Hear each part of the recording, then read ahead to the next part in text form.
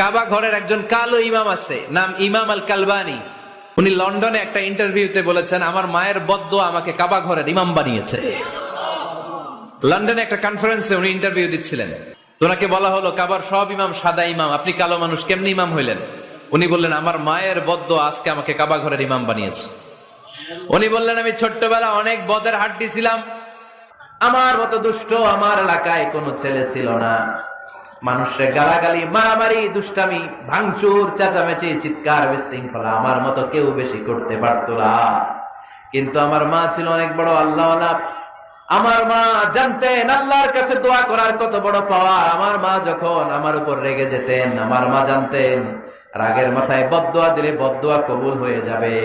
এজন্য যখনই আমি বেশি দুষ্টামি শুরু করে দিতাম, আমার মা রেগে আমারে বদদোয়া দিয়ে বলতেন, আল্লাহ তোরে হেদায়েত দেখ, আল্লাহ তোরে কাবা ঘরের ইমাম বানায়া দে।